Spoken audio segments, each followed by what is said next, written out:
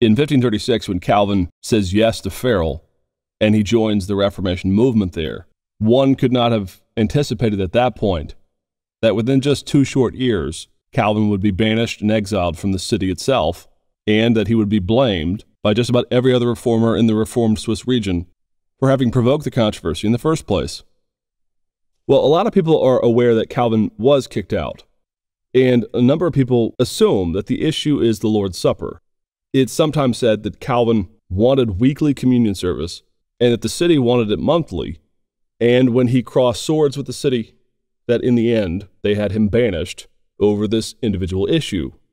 Well, that's a bit like saying that World War I started only as a result of the assassination of the Archduke. Meaning it certainly started because of the assassination of the Archduke, but there were greater forces at play. And that's true here as well. Well, what are the forces that caused Calvin to be banished? Well, first and foremost, the city of Geneva was not technically part of the Swiss Confederation in terms of its answering to those cities that were pro-Reformation. Geneva in the Middle Ages had actually come under the Duchy of Savoy. And the Duchy of Savoy is a really storied house there in the southern part of France. They had been established by the Burgundians, and the Emperor Sigismund, earlier in the Middle Ages, had actually approved the Duchy of Savoy as an independent jurisdiction. Well, the Duchy of Savoy ruled over the city of Geneva, and the bishop there held sway and made the decisions for the city of Geneva itself, meaning it was relatively unlikely that it would join the Reformation. On the other side of the equation, though, there was the city of Bern. Bern was a German-speaking city that had embraced the Zwinglian line and was part now of the Swiss Reformation.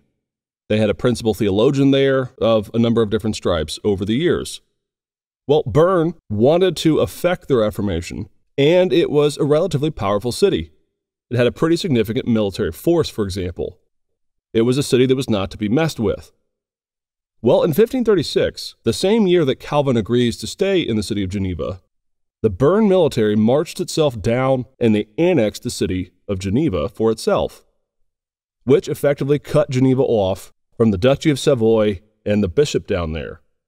Well, what Bern wanted is they wanted these new areas that they had taken, these new French-speaking areas, to be more fully on board as their subordinates. And one of the things they did is they cast about for French humanists who were now Protestant living in the Swiss regions, and they would support and fund their efforts to reform these French-speaking cities. And the 2 men they chose are William Farrell and Pierre Perret. Now, Farrell and Perret are too often associated as merely Swiss men. They're not Swiss, they're both French. In fact, both of them had come from the same gene pool, you might say, as Calvin. They were both humanists, they had each been part of the Mouth Circle, and as a result of their biblical exegesis and their studies, they had joined the Reformation and fled to the Swiss regions.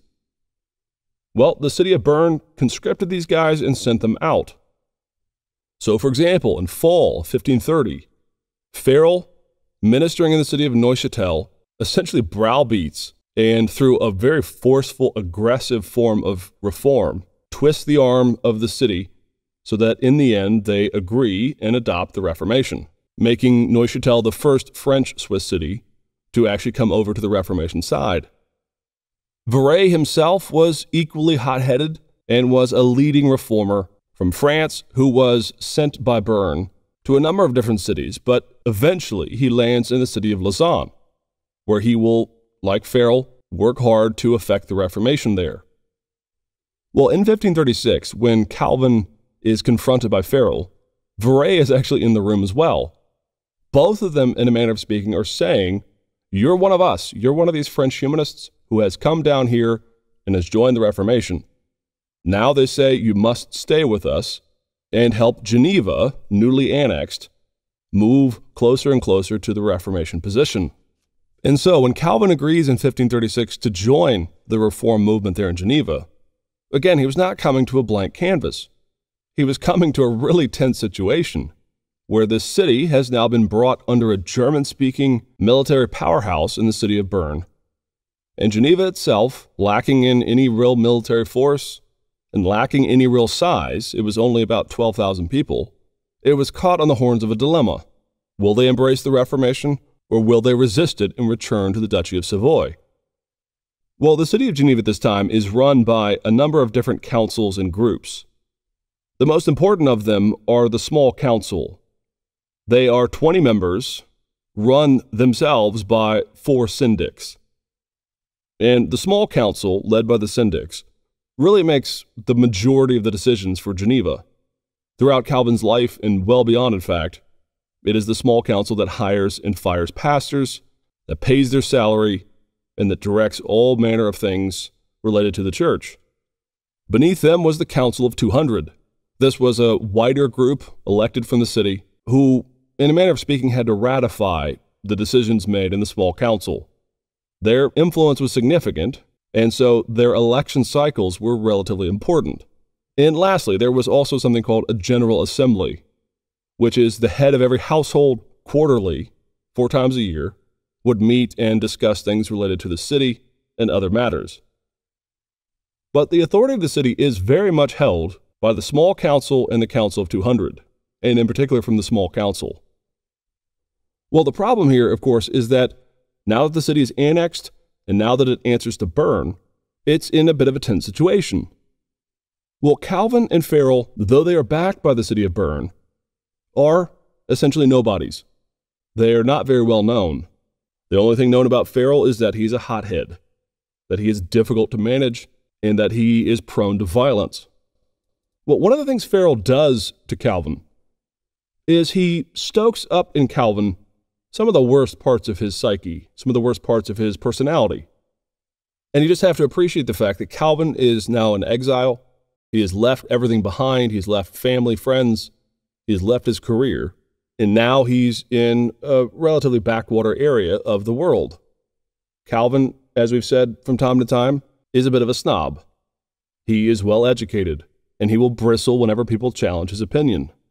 Well, whatever Farrell does to Calvin, it does seem to excite in him, or stoke up in him, things that were certainly natural to his personality, but which made him really one of the worst people to deal with in terms of the administration of Geneva. So in 1536 and 1537, Calvin and Farrell submit 2 documents to the city council, which they believe will form the backbone of a new reformed city and a new reformed church in Geneva. And they are, in 1536, there was the Confession of Faith, a real simple catechism of all the beliefs of the Reformed faith that they expected the Genevan people to embrace. The next thing was, in 1537, they submitted the Articles concerning the organization of the church. Now, this is based somewhat on Calvin's earlier writings, but the effect of Farrell here is not to be missed, because the document is really inflammatory. It's a lot of polemic about the evils of the Catholic Church. It's a lot of name-calling, and it calls repeatedly for the purity of the church. And what historians have noticed is, while Calvin had called for purity before, this new tone of the desire for purity was more about, essentially, everyone getting in line behind Calvin and Farrell and listening to what they have to say about the church and its practices. In other words, purity moves from being defined as something in the gospel that drives us to want to know the scriptures better and to cast off idolatry, which is what Calvin meant earlier.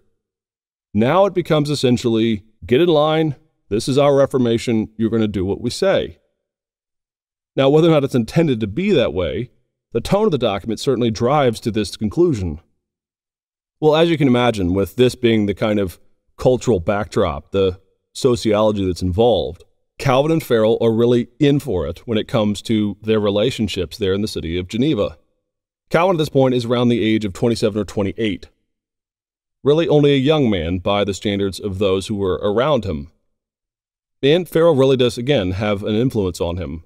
Well, there are a couple of things that begin to signal to Calvin that not all is well, that not everyone sees him as the leading light that he sees himself as being. First and foremost is a controversy that is sparked by a man by the name of Pierre. Now, Caroli is actually one of them. He too had been part of the Mao Circle. He too had come from France. And at this point, at least, he had embraced the Reformation. Well, Bern had sent Caroli down to Lausanne to work with Perret, and the two didn't seem to get along well. At one point, when Perret leaves for Geneva to visit Calvin and Farrell, Caroli takes the opportunity to charge that Calvin, Perret, and Farrell are Arian. That is to say that they espouse the ancient heresy of Arianism, which believes that the Son is merely a creature and not fully God. Now, he justifies this based on the fact that the Institutes, the 1536 edition, do not dwell overly long on the subject of the Trinity. He didn't use that word very often, in fact.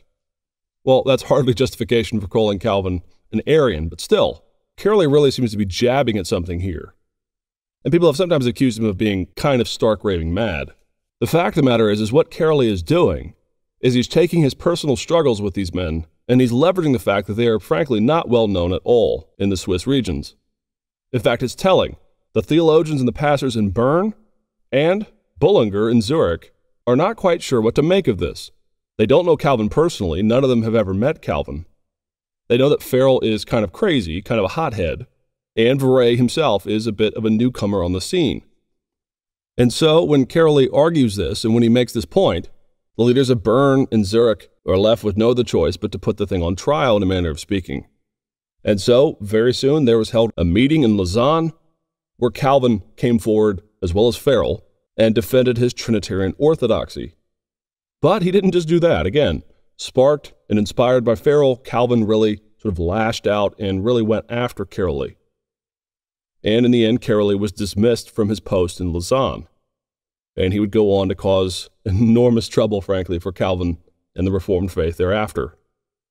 So that's strike one. I mean, frankly, if your own countryman, if a man who had been a humanist with you, turns on you and starts accusing you of things that, frankly, you're not, you have to wonder that there's something going on here. People are really beginning to sour to who these men are. Well, following this, Calvin has a number of quick, successive responses by other reformers in the Swiss regions that really begin to sort of crack down on who he has become. First of all, you'll remember in our last lecture that we talked about the tense relationship between Butzer and Bullinger. After the death of Zwingli, Butzer had believed that the only path to safety was a full unity of Lutheranism and the Swiss Reformed movement. And so from the city of Strasbourg, Butzer had worked hard to craft something with Melanchthon that was called the Wittenberg Concordant.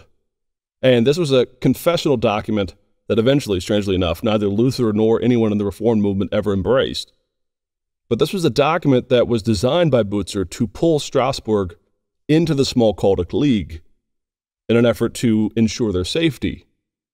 And of course, the Smalkaldic League had at its core the belief that you had to affirm Luther's understanding of the sacraments. Well, Butzer gave just enough leeway on this. Butzer was prone to say that Christ was truly in the sacraments, and he avoided any language of physical or spiritual. And at the time, at least, it was just enough to get Strasbourg admitted into the Smalkaldic League. Well, Butzer and Bullinger, as a result, were really frosty by this point. Bullinger believed that Butzer was going against his brethren in the Swiss regions. Well, around this time again, in the mid-1530s, Butzer is working to kind of isolate the Zurich line. Now, he's not doing so openly, he's doing it very covertly. But one of the things he does at this point is he reaches out to Bern and he vouches for the orthodoxy of Calvin and that they ought to treat him with respect because he is a good man. And Calvin is blessed by this in a manner of speaking. But when Calvin finds that Butzer has meddled with some other affair in Bern related to him, he actually sends a bit of a nasty letter to Butzer where, in no uncertain terms, he tells him to butt out, that he should at least have told him that he was going to Bern on his behalf for certain issues. He then chides Butzer for giving in too much to the Lutherans on the issue of the Lord's Supper. Now, just imagine, here's Calvin again, really thinking highly of himself, thinking that he is a man who ought to be taken as an equal. Well, the problem is everyone around him saw him as a little brother. He was the young man on the scene, and he was an outsider. But that didn't stop Calvin from slapping Butzer on the wrist, which was telling because he had not ever met Butzer by this point. Well, Butzer's response is perfect. He takes his time, he doesn't respond quickly. But when he does respond, he doesn't even deign to join the fight with Calvin. In other words, he doesn't feel the need to spar with a younger man. He just kind of dismisses the criticism. He speaks kindly and lovingly to Calvin, and he moves on. Well, the response from Calvin to this, we know, was horror. He, in a sense, realized just how rudely he had spoken to a man who had done nothing but kindness for him. Calvin reports that he has trouble sleeping for a few nights. He feels so guilty at his tempestuousness. The next crack in the armor comes when the city of Bern appoints a new sort of leading senior theologian or senior churchman for its ranks. The man was blue-collar, he was not well-educated. Calvin knew him only a little bit, and Calvin frankly thought he was a bumpkin. He thought he did not deserve this post, and really Calvin is chafing at the idea that the city of Bern, which has authority over Geneva, and therefore the clergy, now led by this bumpkin, has authority over him as well, caused the worst anxiety and the snobbishness within Calvin to come out. He writes to another one of the reformers, Myconius, and he complains about how foolish and bumpkinish this new theologian was. Well, the response to Calvin for doing this is really indignation at what a jerk he's being.